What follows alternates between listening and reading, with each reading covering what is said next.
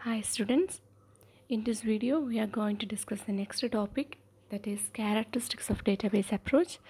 So in the previous class we have discussed what you mean by data, what is database and what is DBMS. Okay, now we are going to discuss various characteristics of database approach or what are the advantages of using DBMS. Okay, mainly the characteristics are classified into four types. First characteristic is self-describing nature of a database system. Second one is insulation between program and data abstraction. Third one is support of multiple view of the data. And fourth one is sharing of data and multi-user transaction processing. Okay, now we may look through each of them. First one is self-describing nature of a database. So database എന്ന് പറയുന്നത് self describing nature എന്ന് പറഞ്ഞു കഴിഞ്ഞാൽ database not only contains the data. ഡേറ്റാബേസിനകത്ത് datas മാത്രം അല്ല, it will describe the complete definition of the datas that we are storing. നമ്മൾ store ചെയ്ത് വെച്ചിരിക്കുന്ന ഡേറ്റയുടെ കംപ്ലീറ്റ് ഡെഫിനേഷൻസും ആര് പ്രൊവൈഡ് ചെയ്യും? ഡേറ്റാബേസ് പ്രൊവൈഡ് ചെയ്യും. അതിനെയാണ് എന്തെന്ന് പറയുന്നത്?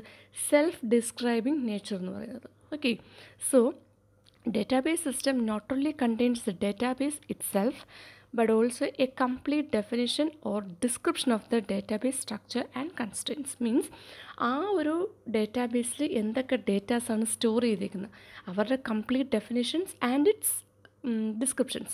ഡെഫിനിഷൻസ് എന്ന് ഉദ്ദേശിക്കുമ്പം നമ്മൾ എന്ത് ടൈപ്പ് ഓഫ് ഡേറ്റയാണ് സ്റ്റോർ ചെയ്യുന്നത്, ആ ഓരോ ടൈപ്പ് ഓഫ് ഡേറ്റയ്ക്കും എത്ര മെമ്മറി വേണം, ഇനി ആ ഡേറ്റാസിനകത്ത് എന്തെങ്കിലും കൺസ്ട്രെയിൻസ് ഓർ കണ്ടീഷൻസ് ഉണ്ടെങ്കിൽ അതും ഈ കാര്യങ്ങൾ എല്ലാം എന്ത് ചെയ്യും? ആ ഡേറ്റാസിനോടൊപ്പം തന്നെ ഡിഫൈൻ ചെയ്തിരിക്കും. So database can be termed as self describing in nature. Okay, this definition is stored in the DBMS catalogue. നമ്മൾ പറഞ്ഞു, നമ്മൾ ഡേറ്റാബേസിൽ സ്റ്റോർ ചെയ്യുന്ന എലമെൻറ്റ്സിൻ്റെ അല്ലെങ്കിൽ ഡേറ്റാസിൻ്റെ ഡെഫിനിഷൻസും എന്ത് ചെയ്യും? ഈ ഡേറ്റാബേസിനോട് ഒപ്പം തന്നെ ഉണ്ടാകും. ഈ ഡെഫിനിഷൻസ് എന്ന് പറയുന്നത് ഒരിക്കലും ഡേറ്റയുടെ കൂടെ അല്ല നമ്മൾ വെക്കുന്നത്. It is stored in database catalogue. DBMS കാറ്റലോഗിലായിരിക്കും സ്റ്റോർ ചെയ്തത്. കാറ്റലോഗ് എന്തെന്ന് വെച്ച് കഴിഞ്ഞാൽ catalogue contains information about the data. Okay, information stored in the catalogue is called metadata. Means നമ്മൾ ഡേറ്റാബേസിൽ സ്റ്റോർ ചെയ്തിരിക്കുന്ന ഡേറ്റാനെ കുറിച്ചുള്ള ഡേറ്റയാണ്. So it is termed as metadata. നമ്മളിപ്പം ഫോർ എക്സാമ്പിൾ ഇന്നലെ നമ്മൾ കഴിഞ്ഞ ക്ലാസ്സിൽ നമ്മൾ പറഞ്ഞു, ഇപ്പം നമ്മുടെ ക്ലാസ്സിൻ്റെ ഒരു സ്റ്റുഡൻറ്റ് ഡേറ്റാബേസ് ക്രിയേറ്റ് ചെയ്യുകയാണെങ്കിൽ ദാറ്റ് കണ്ടെയ്ൻസ് എന്താണ്? Name, roll number and address of the students. Name, roll number and address of the students. So അതിൻ്റെ ഡെഫിനിഷൻ എന്ന് പറയുമ്പോഴത്തേക്ക് എന്തൊക്കെ കാര്യങ്ങൾ കാണും? ഈ ഒരു സ്റ്റുഡൻറ്റ് എന്ന് പറയുന്ന ഒരു ഡേറ്റാബേസ് തന്നെ വളരെ ഒരു ചെറിയ എക്സാമ്പിളാണ് പറയുന്നത്. സ്റ്റുഡൻറ്റ് എന്ന് പറഞ്ഞൊരു ഡേറ്റാബേസിനകത്ത് ഞാൻ എനിക്ക് സ്റ്റുഡൻറ്റിൻ്റെ നെയിം, റോൾ നമ്പർ, അതാണ് അഡ്രസ്സ്, ഇത്രയും കാര്യങ്ങൾ എനിക്ക് സ്റ്റോർ ചെയ്യണം. ഓക്കെ, അപ്പം നമ്മളൊരു ടേബിൾ ആയിട്ടാണ് സ്റ്റോർ ചെയ്യുന്നതെന്ന് പറഞ്ഞു. ഡിസ്ക്രൈബ് ചെയ്യുക എന്ന് പറഞ്ഞാൽ, ഡെഫിനേഷൻ പറയുക എന്ന് പറഞ്ഞു കഴിഞ്ഞാൽ നമ്മൾ എന്താ ഉദ്ദേശിക്കുന്നത്? ഫസ്റ്റ് നമ്മൾ സ്റ്റോർ ചെയ്യുന്നത് നെയിമാണ്. What is the type of the name? Name എന്ന് പറയുന്നത് എന്താണ്? It is a string or character array. Next is roll number. Roll number എന്ന് പറഞ്ഞാൽ it's a number type. Next address എന്ന് പറയുന്നതും ഒരു എന്താണ്? സ്ട്രിങ് ആണ്. അപ്പം ടൈപ്പ് നമ്മൾ പറഞ്ഞു. ദെൻ നമ്മൾ പറയാൻ ഉദ്ദേശിക്കുന്നത് കൺസ്ട്രെയിൻസ് എന്തെങ്കിലും ഉണ്ടെങ്കിൽ നമുക്ക്, മീൻസ് എന്തെങ്കിലും ഈ നമ്മൾ ഈ സ്റ്റോർ ചെയ്യുന്ന നെയിം, റോൾ നമ്പർ, അഡ്രസ്സ്, ഇതിനകത്ത് എന്തെങ്കിലും കണ്ടീഷൻസ് നമുക്ക് വെക്കാനുണ്ടെങ്കിൽ കണ്ടീഷൻസും നമുക്ക് എന്ത് ചെയ്യാൻ പറ്റും? ഇതിനകത്ത് പ്രൊവൈഡ് ചെയ്യാൻ പറ്റും. ഓക്കെ, സോ അപ്പോൾ ഈ ടൈപ്പ് എന്നൊക്കെ പറയുന്നത് എന്താണ്? നമ്മൾ ഡേറ്റാബേസിൽ സ്റ്റോർ ചെയ്യാൻ പോകുന്ന ഡേറ്റാനെ കുറിച്ചുള്ള ഡേറ്റയാണ്. So it is termed as metadata. Okay, all these informations will be stored in the DBMS catalog. So information stored in the catalog is called metadata and describe the structure of the primary database. So this is an example of a catalog. ഒരു കാറ്റലോഗാണ് കാണിച്ചിരിക്കുന്നത്. കഴിഞ്ഞ ക്ലാസ്സിൽ നമ്മൾ just ഞാനൊരു ഡേറ്റാബേസിനൊരു example ഞാൻ കാണിച്ചു തന്നു. This in example. അപ്പോൾ ഇവിടെ നമ്മുടെ സ്റ്റുഡൻറ്റിൻ്റെ ഇൻഫോർമേഷൻ, ഒരു കോളേജിലെ സ്റ്റുഡൻറ്റിൻ്റെയും കോഴ്സിൻ്റെയും ഇൻഫോർമേഷൻ സ്റ്റോർ ചെയ്യുന്നൊരു ഡേറ്റാബേസാണ് കാണിച്ചിരിക്കുന്നത്. അപ്പം ഞാൻ പറഞ്ഞു, നമ്മൾ എല്ലാം കംപ്ലീറ്റ് ഡീറ്റെയിൽസും കൂടെ നമ്മൾ ഒരു ടേബിളിൽ സ്റ്റോർ ചെയ്യില്ല. നമ്മളെപ്പോഴും എന്ത് ചെയ്യും? ഇൻ്റർ റിലേറ്റഡ് ആയിട്ടുള്ള ഡേറ്റാസ് ആയിരിക്കും നമ്മളൊരു ടേബിളിനകത്തോട്ട് പ്ലേസ് ചെയ്യുന്നത്. ഓക്കെ, അപ്പോൾ ഇവിടെ ആ സ്റ്റുഡൻറ്റിൻ്റെ ഇൻഫർമേഷൻ സ്റ്റോർ ചെയ്യാൻ വേണ്ടി നമുക്ക് 1 2 3 4 5 ടേബിൾസ് നമുക്കിവിടെ വേണമായിരുന്നു. ഫസ്റ്റ് ടേബിളിനകത്ത് സ്റ്റുഡൻറ്റിൻ്റെ ഡീറ്റെയിൽസ്, അതായത് സ്റ്റുഡൻറ്റിൻ്റെ name, student number, class, major, ഇത്രയും കാര്യങ്ങൾ സ്റ്റോർ ചെയ്യുന്നു. നെക്സ്റ്റ് ടേബിളായ കോഴ്സിനകത്ത് course name, course number, credit and department store ചെയ്യുന്നു. നെക്സ്റ്റിനകത്ത് session I D, course name, then semester, year, instructor, അതേ കണക്ക് മറ്റ് 2 ടേബിളും ഉണ്ടായിരുന്നു. ഓക്കെ, ഇപ്പം ഞാൻ പറയാൻ ഉദ്ദേശിക്കുന്നത് വാട്ട് ഈസ് കാറ്റലോഗ് എന്നാണ്. അപ്പം ഇതൊരു ഡേറ്റാബേസാണ്. ഇതിനകത്ത് കുറേ ഡേറ്റാസ് സ്റ്റോർ ചെയ്തു. സ്റ്റുഡൻ്റ് എന്ന് പറഞ്ഞൊരു ടേബിളുണ്ട്, കോഴ്സ് എന്ന് പറഞ്ഞ ടേബിളുണ്ട്, സെക്ഷൻ എന്ന് പറഞ്ഞൊരു ടേബിളുണ്ട്, ഗ്രേഡ് റിപ്പോർട്ട് എന്ന് പറഞ്ഞ ടേബിളുണ്ട്, പ്രീ റിക്വസ്റ്റ് എന്ന് പറഞ്ഞ ടേബിളുണ്ട്. ഈ ഇത്രയും ടേബിൾ 1 2 3 4 5 ഈ 5 ടേബിൾസും കൂടെ ഒരു സിംഗിൾ ഡേറ്റാബേസിനെയാണ് പോയിൻ്റ് ഔട്ട് ചെയ്യുന്നത്. മീൻസ് ഒരു കോളേജിൻ്റെ സ്റ്റുഡൻസിൻ്റെ ഡീറ്റെയിൽസ് സ്റ്റോർ ചെയ്യാൻ വേണ്ടിയുള്ള ഡേറ്റാബേസാണിത്. അപ്പോൾ ആ ഒരു ഡേറ്റാബേസ് ക്രിയേറ്റ് ചെയ്തപ്പോൾ നമ്മൾ 5 ടേബിൾസ് വെച്ചിട്ടാണ് ക്രിയേറ്റ് ചെയ്യുന്നത്. അപ്പോൾ ഇതിൻ്റെ കാറ്റലോഗ് എങ്ങനെയാണ് പ്രിപ്പയർ ചെയ്യുന്നതാണ് നോക്കുന്നത്. നോക്കിക്കേ, റിലേഷൻ എന്ന് ഉദ്ദേശിക്കുന്നത് നമ്മുടെ ടേബിൾസിനെ തന്നെയാണ് റിലേഷൻ എന്ന് പറയുന്നത് കേട്ടോ. അപ്പോൾ ആദ്യമേ ഞാൻ ഒരു കാറ്റലോഗ് പ്രിപ്പയർ ചെയ്യുന്നു എന്ന് വെച്ചാൽ നമ്മുടെ ഡേറ്റാബേസിനെ കുറിച്ചുള്ള ഡിസ്ക്രിപ്ഷനാണ്. അപ്പോൾ സ്റ്റുഡൻ്റ് എന്ന് പറഞ്ഞ ഡേറ്റാബേസ് ക്രിയേറ്റ് ചെയ്യാൻ വേണ്ടി നമ്മൾ എത്ര ടേബിൾസ് യൂസ് ചെയ്തു? 5 ടേബിൾസ്. അപ്പോൾ ആ ടേബിൾസിൻ്റെ ഡീറ്റെയിൽസാണ് ഈ കൊടുത്തിരിക്കുന്നത്. അപ്പോൾ റിലേഷൻ എന്ന് ഉദ്ദേശിക്കുന്ന ടേബിൾ തന്നെയാണ്. റിലേഷൻ നെയിം എന്ന് പറയുന്നത് table name and number of columns, ഓരോ ടേബിളിന് മാത്രമുള്ള number of columns. First table എന്ന് പറഞ്ഞാൽ മൊത്തം 5 ടേബിൾസ് ഉണ്ടായിരുന്നു പറഞ്ഞു. First one student, second course, then section, grade report and prerequisites. First ടേബിളിനകത്ത് 4 കോളംസ്, സെക്കൻഡിനകത്ത് 4 കോളംസ്. ജസ്റ്റ് നമ്മൾ ആ പറഞ്ഞ ടേബിളിനെ കുറിച്ചുള്ള ഒരു ഡെഫിനിഷനാണ് ഈ കൊടുത്തിരിക്കുന്നത്.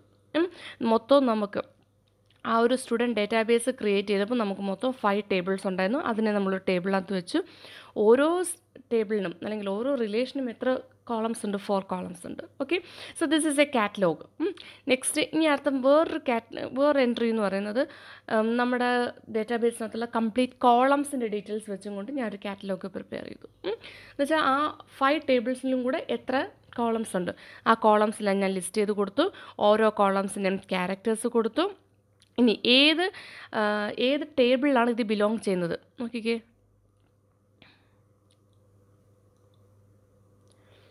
സ്റ്റുഡൻ്റ് എന്ന് പറഞ്ഞ ടേബിളിനകത്താണ് നെയിമും സ്റ്റുഡൻറ്റ് നമ്പറും ക്ലാസ്സും മേജറും ഉള്ളത്. അത് കണക്ക് കോഴ്സിനകത്താണ് course name, course number, credit, hours and department ഉള്ളത്. ഓക്കെ, അപ്പോൾ ഇനി ഒന്ന് നോക്കിക്കേ. കോളം നെയിം എന്ന് പറയുമ്പോൾ ആദ്യമേ name, student name, class, major, course name, course number, അങ്ങനെ ഈ കംപ്ലീറ്റ് ഈ 5 റിലേഷൻസിൻ്റെയും കംപ്ലീറ്റ് കോളംസ് നമ്മളിത് സ്റ്റോർ ചെയ്യും. ദെൻ ഓരോ കോളത്തിൻ്റെ ടൈപ്പ്, നെയിം എന്ന് പറയുന്നത് ക്യാരക്ടർ ടൈപ്പാണ്. എഗെയിൻ സ്റ്റുഡൻറ്റ് നമ്പർ ക്യാരക്ടർ ടൈപ്പായിട്ട് കൊടുത്തിരിക്കുന്നു. മേ ബി സ്റ്റുഡൻറ്റ് നമ്പർ അല്ലെങ്കിൽ റോൾ നമ്പർ ക്യാരക്ടർ ടൈപ്പായിട്ട് കൊടുക്കുക എന്ന് പറയുന്നത്, ഇപ്പോൾ ഞാൻ കഴിഞ്ഞ ക്ലാസ്സിൽ പറഞ്ഞു, നമ്മളിപ്പോൾ CS സ്റ്റുഡൻസിൻ്റെ എല്ലാം നമ്പേഴ്സ് CSE1, CSE2, CSE3 എന്ന് പറഞ്ഞാണ് സ്റ്റോർ ചെയ്യുന്നത്. മീൻസ് ഒരു നമ്പർ മാത്രമല്ല, അവിടെ എന്തും കൂടെ വരുന്നുണ്ട്. CSE എന്ന് പറയുമ്പോഴത്തേക്ക് ക്യാരക്ടർ വരുന്നുണ്ട്. സോ അത് ക്യാരക്ടർ അറിയാം. ദെൻ ക്ലാസ് എന്ന് പറയുന്നത് ഇൻറ്റിജറാണ്. മേജർ എന്ന് പറയുന്നത് major type. Then column name എന്ന് പറയുന്നത് ക്യാരക്ടർ ടൈപ്പ്. അങ്ങനെ കംപ്ലീറ്റ് കാര്യങ്ങൾ. ആദ്യത്തെ 4 first 4 columns belongs to the student table, next 2 belongs to the course table. അങ്ങനെ നമ്മൾ കംപ്ലീറ്റ് നമ്മൾ എന്ത് ചെയ്യും, ഇതിനകത്ത് ഫിൽ ചെയ്യും. So these are examples of catalogue. ഇത് ഫസ്റ്റ് കാറ്റലോഗ്, ഇത് second catalogue. Okay, so catalog, so database is self-describing nature, means database not only stores data but also it provides description or definition of the data. Definitions of the data are stored in database catalog and it is termed as metadata. And example ആണ് തൊട്ടുമുന്നേ നമ്മൾ കണ്ടത്. Okay, now next point is installation between program and data abstraction.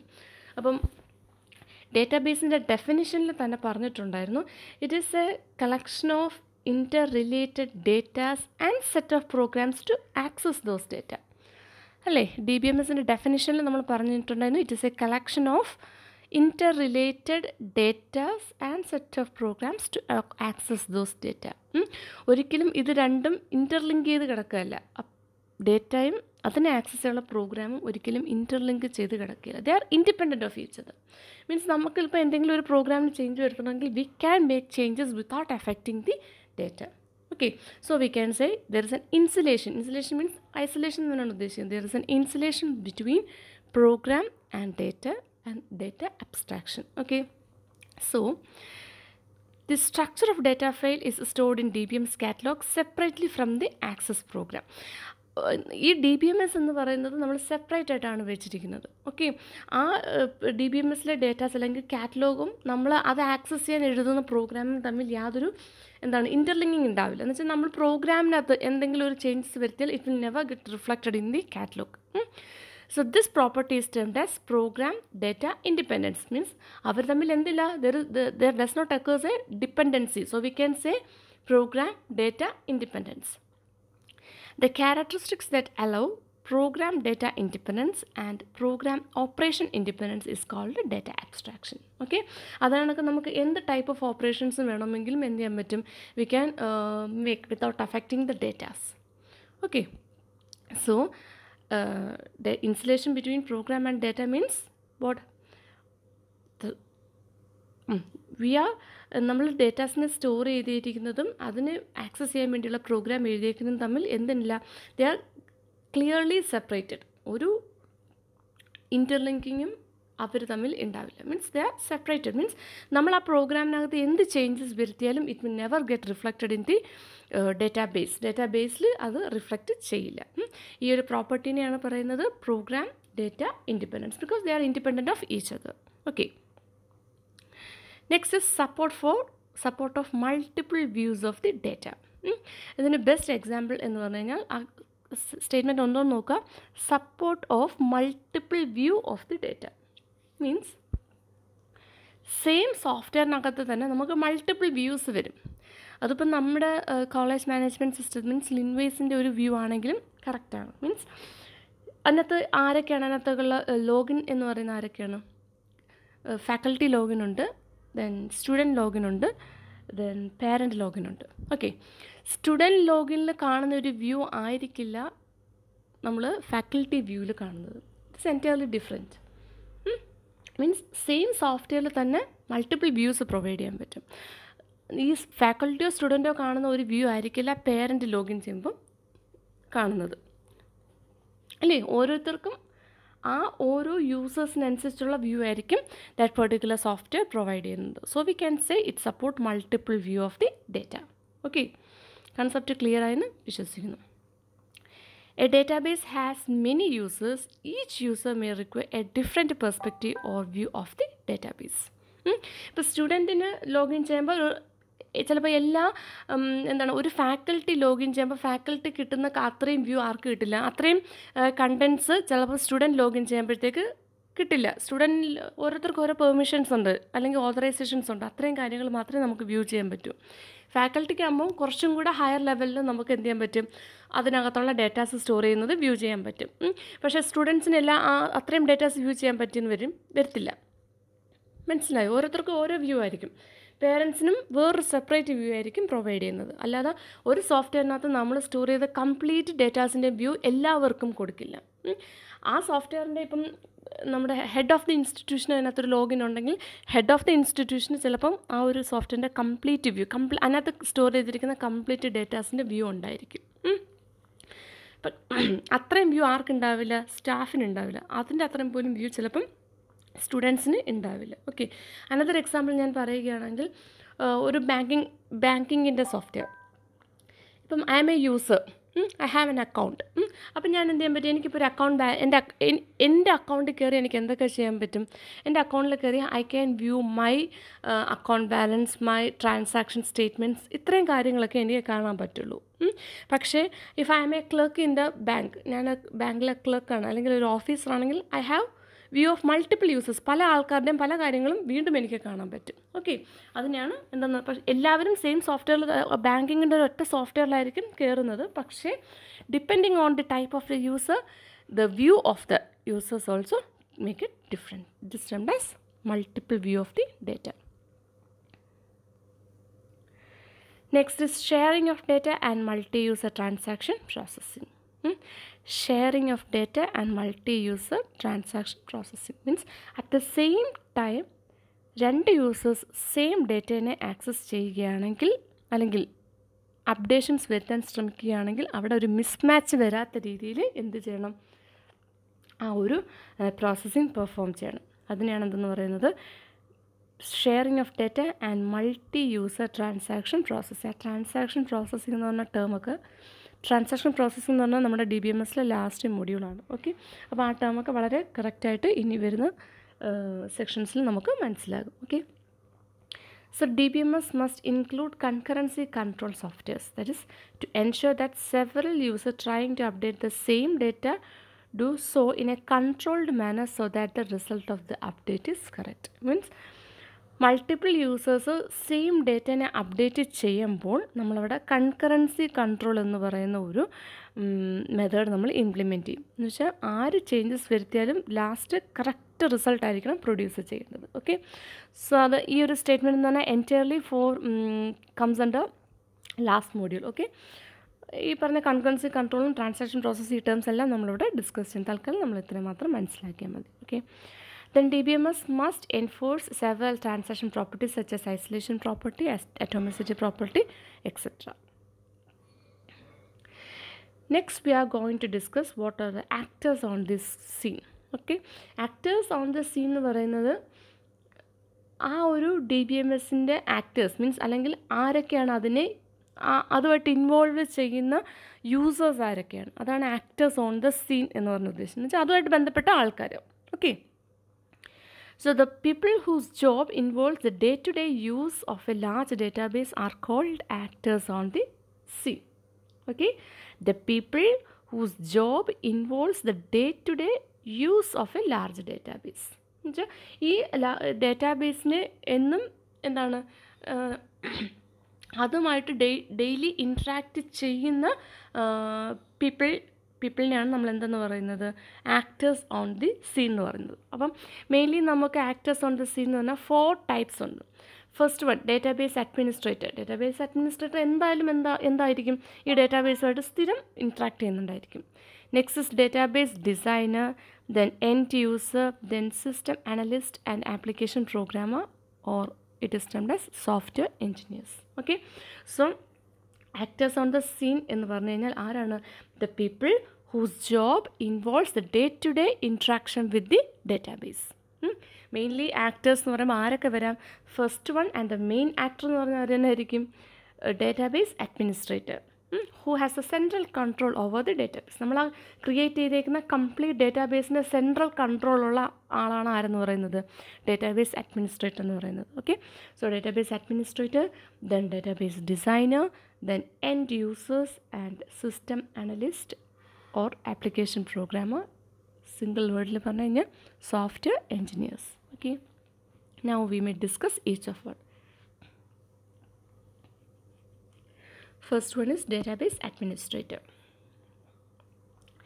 Database administrator means a person who has such central control over the system is called a database administrator. Means നമ്മൾ create ചെയ്ത ഒരു ഡേറ്റാബേസിൻ്റെ ഒരു single control എന്ന് വെച്ചാൽ അതിൻ്റെ complete കൺട്രോളുള്ള ഒരു പേഴ്സണെയാണ് നമ്മൾ എന്തെന്ന് പറയുന്നത്, ഡേറ്റാബേസ് അഡ്മിനിസ്ട്രേറ്റർ എന്ന് പറയുന്നത്. ഓക്കെ, ഇനി അതിൻ്റെ main functions of a DBA എന്ന് പറയുന്നത് it's a university question. Okay, യൂണിവേഴ്സിറ്റിക്ക് ചോദിക്കാറുള്ളൊരു ക്വസ്റ്റ്യനാണിത്. Functions of a DBA includes first one is schema definition, then storage structure and access method definition, schema and physical organization modification, granting of authorization for data access. First one is schema definition. Schema എന്ന് പറഞ്ഞാൽ നമ്മൾ create ചെയ്യുന്ന ഒരു ഡേറ്റാബേസിൻ്റെ overall സ്ട്രക്ചറിനെയാണ് schema എന്ന് പറയുന്നത്. ഇപ്പം ഞാൻ പറഞ്ഞു, നമ്മൾ നേരത്തെ ഒരു സ്റ്റുഡൻറ്റ് ഡേറ്റാബേസ് സ്റ്റോർ ചെയ്യാൻ വേണ്ടി 5 ടേബിൾസ് ക്രിയേറ്റ് ചെയ്തില്ലേ, 5 tables. Okay, so these tables are termed as, ഈ കണ്ടൻറ്റ് ഇല്ല മീൻസ് ഈ കണ്ടൻസ് എടുത്തില്ല, കണ്ടൻസ് ഒന്നുമില്ല, അല്ലാതെ ദിസ് സ്ട്രക്ചർ ദാറ്റ് ഈസ് ഈ സ്റ്റുഡൻറ്റ് എന്ന് പറഞ്ഞ ടേബിളിന് നെയിം ഉണ്ട്, സ്റ്റുഡൻറ്റ് നെയിം ഉണ്ട്, ക്ലാസ് ഉണ്ട്, major. This is termed as A schema of student.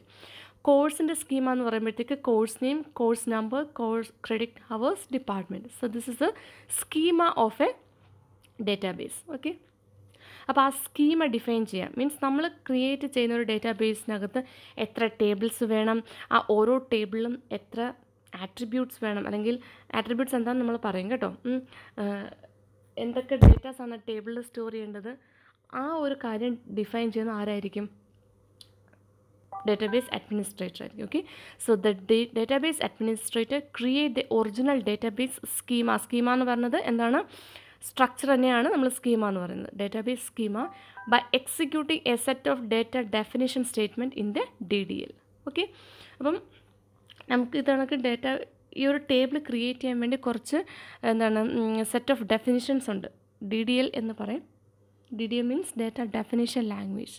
അതിനകത്തുള്ള കമാൻഡ്സ് യൂസ് ചെയ്തായിരിക്കും നമ്മൾ ഇത് കണക്ക് ഒരു ടേബിളിനെ ക്രിയേറ്റ് ചെയ്യുന്നത്. അപ്പം ഇത് ചെയ്യുന്നത് ആരാണ്? It is the function of the database administrator. Means ആ ഒരു സ്കീമ ഡിഫൈൻ ചെയ്യുന്ന, മീൻസ് ഓരോ ടേബിളിൻ്റെയും സ്ട്രക്ചർ പ്രൊവൈഡ് ചെയ്യുക. അതാണ് schema definition. Next one is storage structure and access method definition. The DBA may specify some parameters pretending to the physical organization of the data and the indices to be created. Means നമ്മൾ ഈ ഒരു ടേബിളിനകത്ത് datas വെച്ചിട്ട് ഈ ഒരു ടേബിളിനെ നമ്മൾ എന്ത് ചെയ്യണം? We have to store in some secondary media. ആ ഒരു സ്റ്റോറേജിനെ മീൻസ് ഫിസിക്കലായിട്ട് നമുക്ക് എന്ത് ചെയ്യണം? ഇവരെ സ്റ്റോർ ചെയ്യണം. അതും ചെയ്യുന്നത് ആര് തന്നെയായിരിക്കും? Database administrator. Next one is schema and physical organisation modification.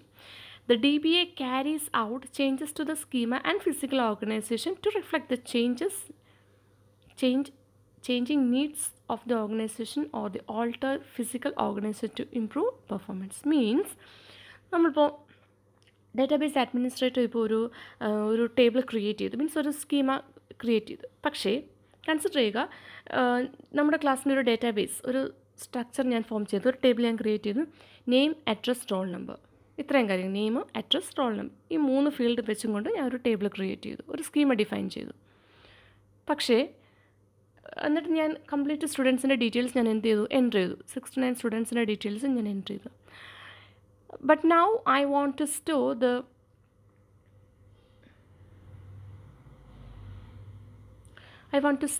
the CGPA of each student. ഓരോ സ്റ്റുഡൻസിൻ്റെയും CGPA കൂടെ എനിക്ക് എന്ത് ചെയ്യണം?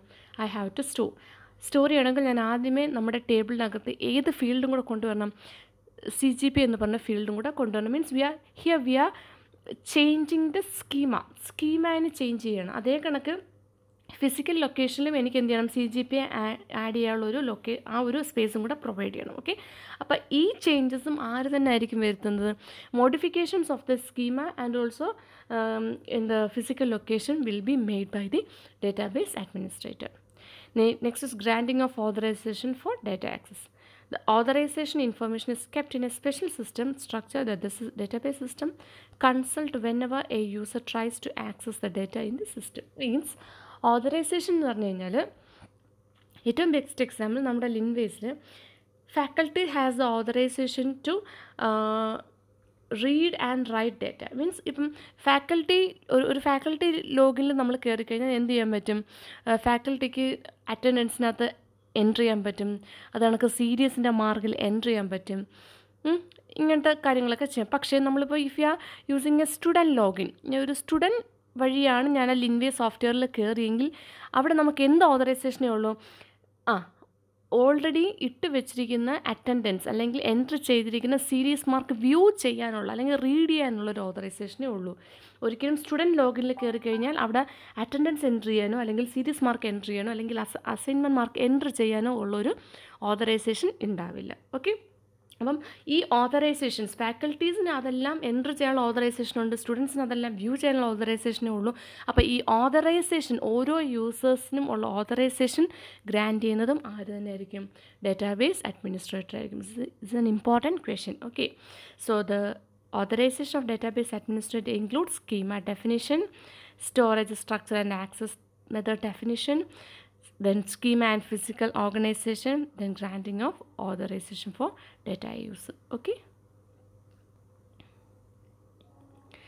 so first actor on the scene ആണ് നമ്മൾ എക്സ്പ്ലെയിൻ ചെയ്തത് database administrator. Means it is a person who has a central control of the DBMS. Next, actor on the scene എന്ന് പറയുന്നത് database. Next നമ്മൾ ഡിസ്കസ് ചെയ്യാൻ പോകുന്ന എൻഡ് യൂസേഴ്സ് ആണ്. End user എന്ന് പറയുന്നത് മെയിൻലി നമ്മൾ 3 ടൈപ്സിൽ ക്ലാസിഫൈ ചെയ്യും. ഫസ്റ്റ് വൺ ഇസ് ദ നേവ് user, application programmer, sophisticated users. എന്താണ് നേവ് യൂസർ? എൻഡ് യൂസർ എന്ന് പറഞ്ഞാൽ എന്താണ്? ആ ആപ്ലിക്കേഷനെ യൂസ് ചെയ്യുന്ന ഒരാളിനാണ് എന്തെന്ന് പറയുന്നത് എൻഡ് യൂസർ. മീൻസ് ഇപ്പം ഞാൻ കഴിഞ്ഞ ദിവസം പറഞ്ഞില്ലേ, if you want to KTU announce you peoples to register ഓൺലൈനായിട്ട് രജിസ്റ്റർ ചെയ്യാൻ പറയുന്നു. അപ്പോൾ ഒരു രജിസ്ട്രേഷൻ ഫോം ഉണ്ട്. You will click that registration form and you will enter all the details and finally you will enter the submit button. Okay, അപ്പം we are an end user. നമ്മളെന്താണ് ഒരു application എടുത്തിട്ട് നമ്മൾ ആ ആപ്ലിക്കേഷനെ വർക്ക് ചെയ്യുകയാണ്. അപ്പം നമ്മളെ പറയുന്നതാണ് എൻഡ് യൂസർ. ആ എൻഡ് യൂസറിനെ നമുക്ക് 3ആയിട്ട് ക്ലാസിഫൈ ചെയ്യാം. ഫസ്റ്റ് വൺ എന്നത് നേവ് user, second one is application programmer, and third one is sophisticated user. Okay, so naive user എന്ന് പറഞ്ഞു കഴിഞ്ഞാൽ they are unsophisticated user who interact with the system by using predefined user interface such as web or mobile application. Best example പറയുകയാണെങ്കിൽ നമ്മൾ ഇപ്പോൾ ലിൻവേസിൽ കയറുന്നു. നിങ്ങൾ ലിൻവേസിൽ കയറുന്നു, marks view ചെയ്യുന്നു, അല്ലെങ്കിൽ നിങ്ങളുടെ അറ്റൻഡൻസ് വ്യൂ ചെയ്യുന്നു എന്ന് പറയുമ്പോൾ നിങ്ങളെന്താണ്? യു ആർ നേവ് യൂസർ. മീൻസ് നിങ്ങൾക്ക് ആ ഒരു സോഫ്റ്റ്വെയർ ക്രിയേറ്റ് ചെയ്ത് ഏത് ലാംഗ്വേജിലാണോ, അല്ലെങ്കിൽ ഇതിൻ്റെ ബാക്ക് എൻഡ് മീൻസ് നമ്മൾ യൂസ് ചെയ്യുന്ന ഡേറ്റാബേസ് എന്താണോ, അല്ലെങ്കിൽ ഈ ഒരു സോഫ്റ്റ്വെയർ ഏത് പ്രോഗ്രാമിംഗ് ലാംഗ്വേജ് യൂസാണ് എഴുതിയിരിക്കുന്നത്, ഇതിനകത്ത് എന്തൊക്കെ ഡീറ്റെയിൽസ് ഉണ്ട്, ഇതിനകത്ത് ആരുടെയൊക്കെ ഡേറ്റാസ് സ്റ്റോർ ചെയ്തിട്ടുണ്ട്, അതൊന്നും നമ്മൾ നോക്കേണ്ട കാര്യമില്ല. അതൊന്നും നമുക്കറിയില്ല. മീൻസ് ജസ്റ്റ് ആ ഒരു ലിൻവേസിൻ്റെ ഇൻ്റർഫേസ്, മീൻസ് നമ്മൾ linvasevkct.com എന്ന് പറഞ്ഞ് നമ്മൾ കയറുന്നു. നമ്മൾ എന്ത് ചെയ്യുന്നു? അപ്പം നമുക്ക് ഫാക്കൽറ്റി ലോഗിനാണ്, സ്റ്റുഡൻറ്റ് ലോഗിനാണ്, പേരൻറ്റ് ലോഗിനാണ് വരുന്നു. നമ്മൾ സ്റ്റുഡൻറ്റ് ലോഗിനിൽ ക്ലിക്ക് ചെയ്യുന്നു. നമ്മൾ സ്റ്റുഡൻറ്റ് ലോഗിനിൽ കയറുന്നു. നമുക്ക് കുറച്ച് വ്യൂസൊക്കെ ഉണ്ട്. അറ്റൻഡൻസ് വ്യൂ ചെയ്യാനുള്ള ഓപ്ഷനുണ്ട്, അസൈൻമെൻറ്റ് വ്യൂ ചെയ്യാനുള്ള ഓപ്ഷനുണ്ട്. അപ്പോൾ ആ ഓപ്ഷൻസ് എല്ലാം ക്ലിക്ക് ചെയ്ത് നമ്മൾ എന്ത് ചെയ്യുന്നു? ജസ്റ്റ് വ്യൂ ചെയ്തു.